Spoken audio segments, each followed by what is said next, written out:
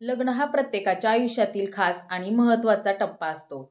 एका ठराविक वेळेत लग्न झालं पाहिजे असं वरिष्ठ सांगतात. पण अनेकदा लग्नात अनेक अडचणी येतात. कधी मनासारखा मुलगा मिळत नाही, तर कधी मुलांना लग्नासाठी मुलगी भेटत नाही. यामुळे वय निघून जातं.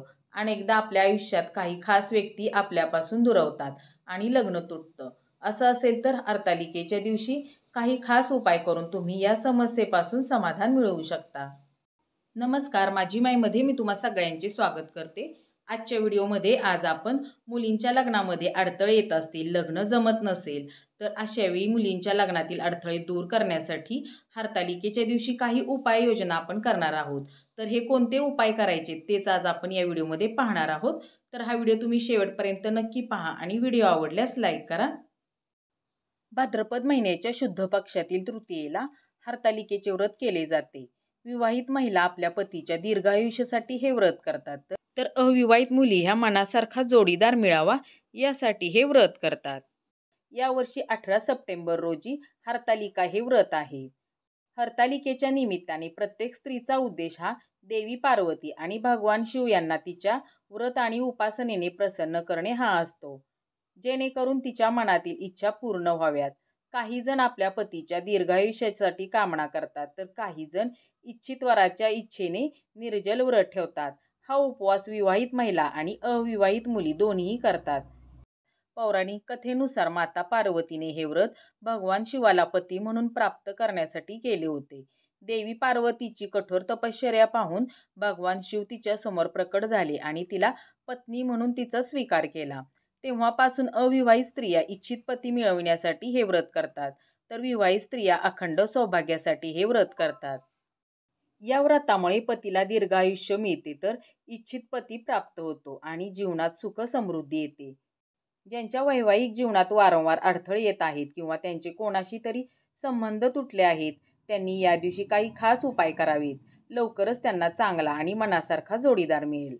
चला तर मग कोणकोणते उपाय आपल्याला हरतालिकेच्या दिवशी करायचे आहेत तर ते बघूया. यासाठी आपल्याला पहिला उपाय पाहायचा आहे आणि तो असा आहे की जर का तुमचं लग्न जमत नसेल आणि लग्नामध्ये अडथळे येत असतील, तर यासाठी आपल्याला हरतालिकेच्या दिवशी वाळूचं शिवलिंग बनवायचे आणि त्याची आपल्याला विधिवत पूजा करायची. हरतालिकेच्या दिवशी विधिवत पूजा कशी करायची तर याचा व्हिडिओ मी आधीच चॅनलवरती टाकलेला आहे, तर तो तुम्ही नक्की पहा. आणि या व्हिडिओची लिंक मी तुम्हाला डिस्क्रिप्शनमध्ये देते, तर तो व्हिडिओ तुम्ही नक्की पहा. तर आपल्याला आता काय करायचं आहे, तर वाळूनं तयार केलेल्या शिवलिंगावरती 21 बेलाची पाने वाहून घ्यायची आहेत आणि शिवलिंगाला आपल्याला 11 प्रदक्षिणा घालायच्यात.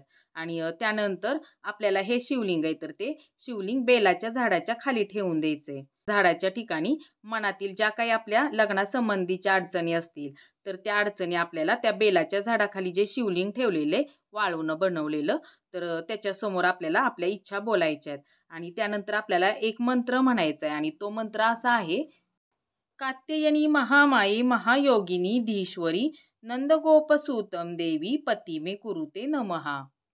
हा मंत्र आपल्याला 11 वेळा म्हणायचा आहे आणि या उपायाने अविवाहित मुलींच्या लग्नाचे योग लवकर जुळून येतील आणि त्यांना मनासारखा जोडीदार मिळेल. आणि यानंतर आपल्याला दुसरा उपाय बघायचा आहे, तर तो असा आहे की जर का तुमच्या विवाह कुंडलीतील ग्रह हे अशुभ असतील आणि त्याच्या अशुभ प्रभावामुळे लग्न जमवण्यासाठी काही अडथळे येत असतील, लग्न जमत नसेल, तर अशा वेळी काय करायचंय तर त्यासाठी आपल्याला हरतालिका व्रताच्या दिवशी देवोंके देव महादेव आणि माता पार्वती यांची पूजा उपासना आपल्याला करायची आणि या दिवशी काही उपाय देखील आपल्याला करायचे. हरतालिकेच्या दिवशी माता पार्वतीला 11 हळकुंडे घ्यायचेत आणि ती 11 हळकुंडे अर्पण करायचेत आणि महादेवांना पांढरं वस्त्र अर्पण करायचंय. त्याचबरोबर हरतालिकेच्या दिवशी मुलीने हरतालिकेची पूजा करून संध्याकाळी 11 गाईच्या तुपाचे दिवे तयार करायचेत आणि ते पूजेसमोर लावून महादेवांची आणि पार्वती मातांची आरती करायची. या उपायाने देखील अविवाहित मुलींना त्यांच्या मनासारखा जोडीदार मिळेल आणि त्या लग्नामध्ये जे काही अडथळे येत असतील, तर ते अडथळे सुद्धा आपल्याला येणार नाहीत.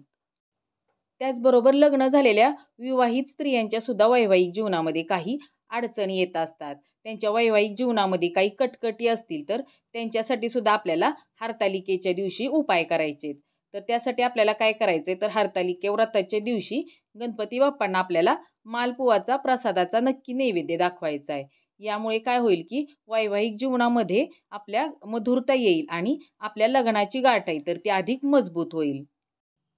त्याचबरोबर विवाहित महिलांनी आपले दाम्पत्य जीवन हे सुखकारक बनवण्यासाठी त्यांनी हरतालिकेच्या दिवशी उपवास करायचा आहे आणि या दिवशी आपल्या नवऱ्याकडून आपल्या भांगेमध्ये कुंकू भरून घ्यायचे. त्याचबरोबर आपल्याला हिरव्या बांगड्या घालायच्यात आणि हिरवी साडी देखील घालायची आणि असं आपण साज शृंगार करूनच हरतालिकेच्या दिवशी आपल्याला हरतालिकेची पूजा करायची. यामुळे आपल्या वैवाहिक आयुष्यातील दाम्पत्य जीवन हे सुखी होईल आणि आपल्या जीवनामध्ये सुख समृद्धी येईल. त्याचबरोबर हरतालिकेच्या दिवशी निर्जल व्रत ठेवायचे. पण ज्यांना हे शक्य नाहीये तर त्यांनी फलाहार घ्यावा. त्याचबरोबर भगवान शिव आणि देवी पार्वतीची विधिवत पूजा करावयाची आहे. यावेळी आपल्याला शिवाला बेलाची पाने, धोतरा, पांढरं वस्त्र अर्पण करायचंय. दुसरीकडे देवी पार्वतीला लाल वस्त्र आणि शृंगाराच्या वस्तू अर्पण करायच्यात. असं केल्यामुळे देखील लवकर विवाह होतो आणि चांगला जोडीदार मिळतो. त्याचबरोबर हरतालिकेच्या दिवशी निर्जल व्रत ठेवायचे. पण ज्यांना हे जर निर्जल व्रत ठेवणं शक्य नाहीये तर त्यांनी फलाहार घ्यायचा आहे. भगवान शिव आणि देवी पार्वतीची विधीपूर्वक पूजा करावयाची आणि पूजेच्या वेळी शिवाला बेलाची पाने, धोतरा, रुईची फुले आणि पांढरं वस्त्र अर्पण करावयाचे. त्याचबरोबर देवी पार्वतीला लाल वस्त्र आणि शृंगाराच्या वस्तू अर्पण करायच्यात. असं केल्यामुळे विवाह लवकर होतो आणि चांगला जोडीदार मिळतो. हरतालिकेच्या दिवशी हरतालिकेची पूजा झाल्यानंतर देवी पार्वतीची आरती करायची आणि ती आरती अशी आहे की जय जय गिरिराज किशोरी ही आरती करायची. धर्मग्रंथानुसार माता सीतेने आपल्या स्वयंवरापूर्वी हीच आरती केली होती आणि त्यामुळे त्यांना भगवान श्रीरामांसारखा योग्य वर मिळाला होता. शक्य असेल तर देवी पार्वतीची रोज पूजा करून ही आरती करावी. यामुळे लवकरच एखादा चांगला वर मिळेल आणि लग्न होईल. त्याचबरोबर हरतालिकेच्या दिवशी एखाद्या विवाहित महिलेला शृंगाराचे सामान नक्की अर्पण करा. हरतालिकेच्या दिवशी भगवान शिव आणि माता पार्वतीला केशर मिश्रित गायीच्या दुधाचा अभिषेक करावा. अभिषेक करताना आपल्याला एक मंत्र म्हणायचा आहे आणि तो मंत्र असा आहे की ओम नमः मनोभिलाषितवर देहीवर हरि ओम गोरा पार्वती देवाय नमः. या मंत्राचा जप करत राहा. लवकरच सर्व अडथळे दूर होतील आणि सणही वाजतील. त्याचबरोबर हरतालिकेच्या दिवशी आपल्याला महादेवाच्या मंदिरामध्ये जायचे आणि मंदिरामध्ये जाताना आपल्याला पूर्ण शृंगार करून जायचे. म्हणजे हिरवी साडी, हिरव्या बांगड्या, परत भांगेमध्ये लाल कुंकू असं सगळं आपल्याला शृंगार करून जायचे. आणि तिथं गेल्यानंतर आपल्याला शिवलिंगावरती जल अर्पण करायचे आणि पांढरं चंदन आपल्याला अर्पण करायचे. त्यानंतर पार्वतीला कुंकू अर्पण करायचे आणि नंतर आपल्याला ओम पार्वती पते नमः या मंत्राचा 108 वेळा जप करायचा आहे आणि त्यानंतर पार्वतीला आपण जे अर्पण केलेले कुंकू तर ते सोबत आपल्याला घरी घेऊन यायचंय. आणि मंदिरामधून येण्याआधी आपल्याला मंदिरामध्ये दिवा लावायचा आहे आणि तो दिवा आपल्याला 4 दिशेला वाती करून तो दिवा आपल्याला लावायचा आहे. तर हे असे काही साधे सोपे उपाय आहेत ते तुम्ही अगदी हरतालिकेच्या दिवशी सहज करू शकता आणि त्यामुळे तुमच्या विवाहामध्ये काही अडचणी असतील, अडथळे येत असतील तर त्या समस्या तुमच्या दूर होतील आणि लग्नाचे विवाह योग लवकर जुळून येतील. त्याचबरोबर तुम्हाला मनासारखा जोडीदार मिळेल आणि वैवाहिक दाम्पत्य जीवनामध्ये सुख समृद्धी येईल, मधुरता वाढेल, लग्नगाठ अधिकच मजबूत होईल. तर असा हा आजचा व्हिडिओ तुम्हाला कसा वाटला ते कमेंट करून नक्की सांगा आणि व्हिडिओ आवडल्यास लाईक करा. तसेच हा व्हिडिओ तुमच्या मैत्रिणींबरोबर शेअर करा आणि असेच नवनवीन व्हिडिओ पाहण्यासाठी चॅनलला सबस्क्राईब करा. व्हिडिओ पाहिलात त्याबद्दल तुम्हा सगळ्यांचे आभार. पुन्हा भेटूया अशाच एका नवीन व्हिडिओमध्ये. तोपर्यंत नमस्कार.